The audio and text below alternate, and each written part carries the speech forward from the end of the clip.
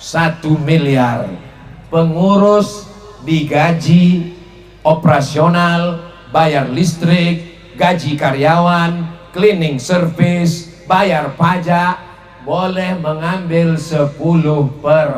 Pertanyaannya, jika penghasilan dari wakaf bersih 1 miliar, berapakah pengurus boleh?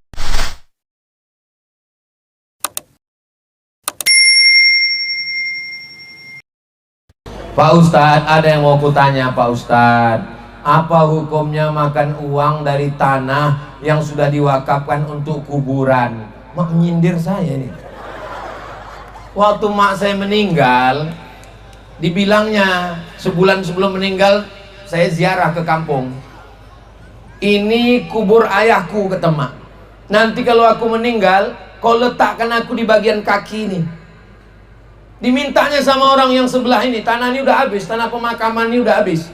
Dimintanya sama si dedek yang punya tanah nih, dek, nanti kau kasih untuk uak semeter ya.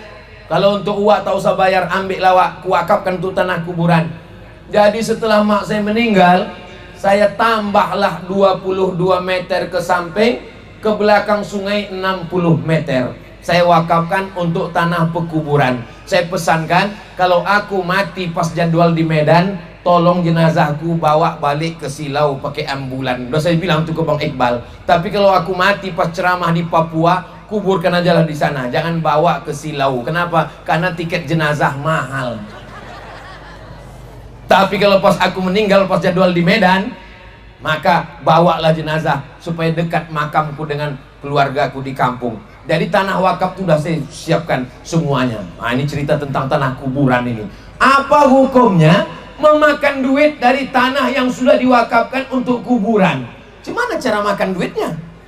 Setiap orang yang dikuburkan di wakaf tersebut berbayar. Ini masalah ini. Yang namanya wakaf produktif itu begini. Ibu bapak masih bisa serius? Masih bisa menangkap? Ini tanah diwakafkan. Di atas tanah dibangun ruko.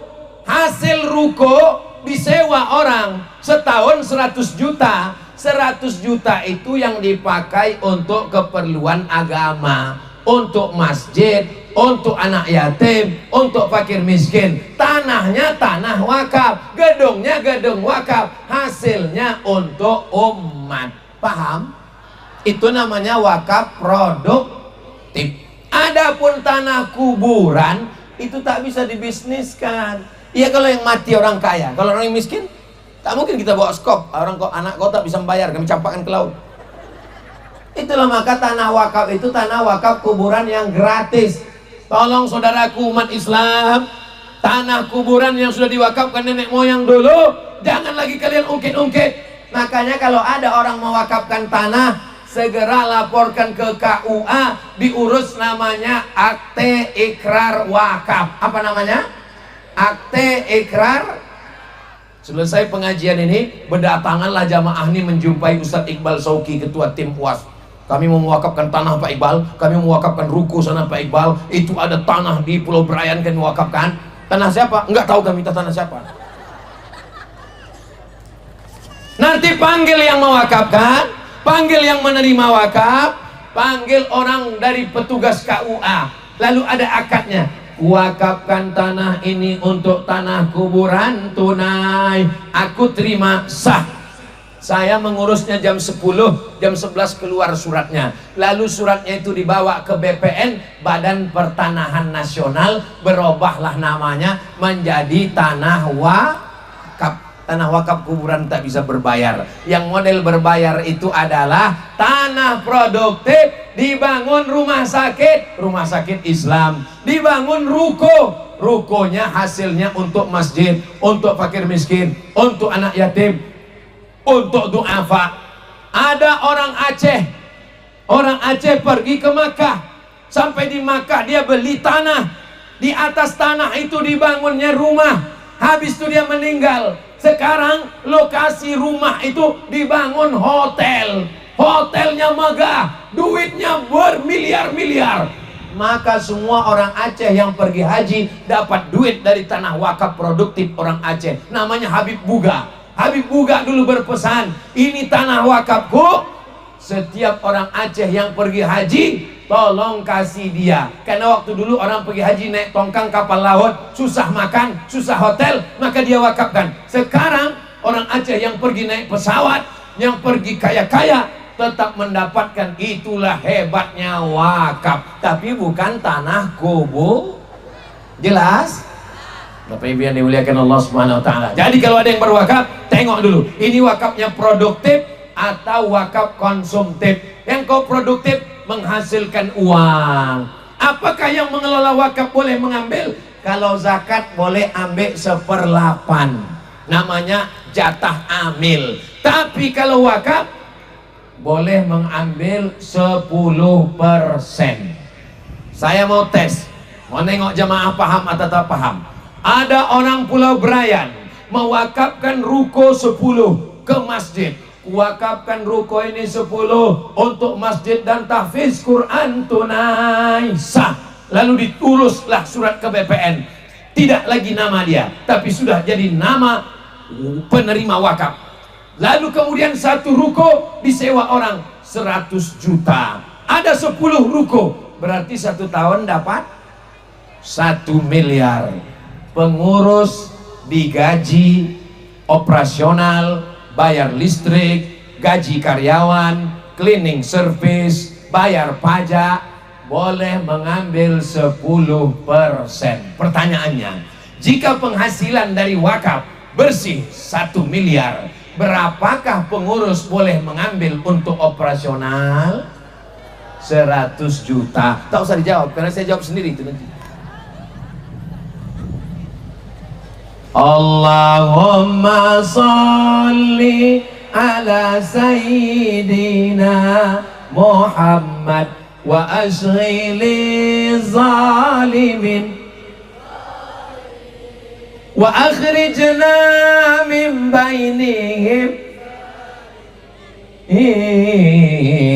wa ala alihi wa sahbihi ajma'in. Sallallahu rabbuna ala nuril mubin Ahmad al-Mustafa sayyidil mursalin wa ala alihi wa sahbihi ajma'in wa ala alihi wa sahbihi ajma'in. Yang dibaca Ustadz Somad tadi itu adalah solawat.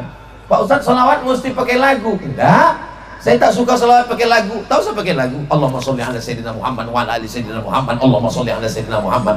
Saya tak suka solawat pakai suara Pak Ustadz. Tahu saya bersuara?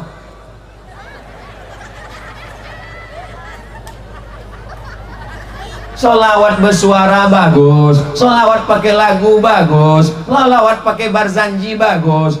Abtadiul imla bismidzatil aliyah mustadirra faidal barakati ala ma ana lahu wa aulan. Tak usah lagi teruskan, tebayang pula pelut kuning sama ayam panggang. Masih ada barzanji di Pulau Brayan.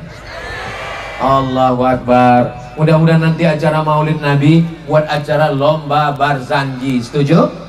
Sallallahu ala Muhammad sallallahu alaihi wasallam. Mar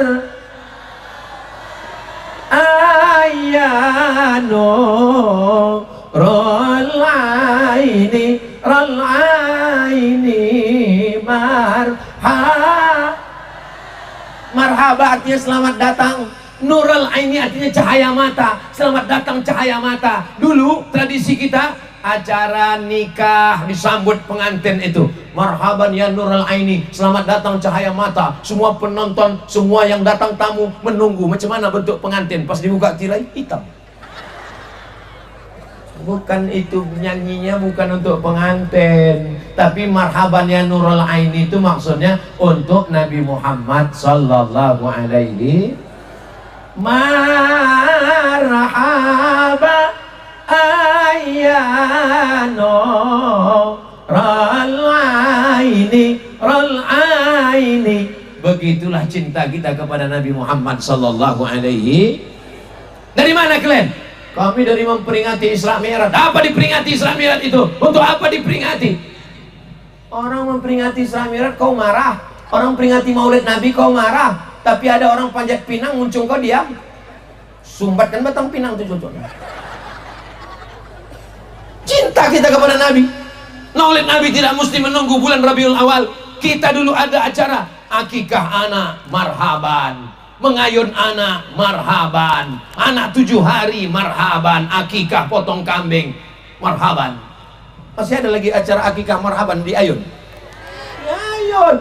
Pak Ustadz, akikah itu hanya 7 hari. Nah, saya sudah 40 tahun Pak Ustadz. Dulu waktu kecil tak akikah. Boleh akikah sekarang menurut mazhab Syafi'i. Begitu kata Imam An-Nawawi dalam kitab Majmu' Syarah Muhadzab. Jadi kalau ada di antara bapak-bapak ibu yang belum akikah, besok pagi buatlah, insya Allah kami datang. Tapi akikah aja, jangan pula minta gundul.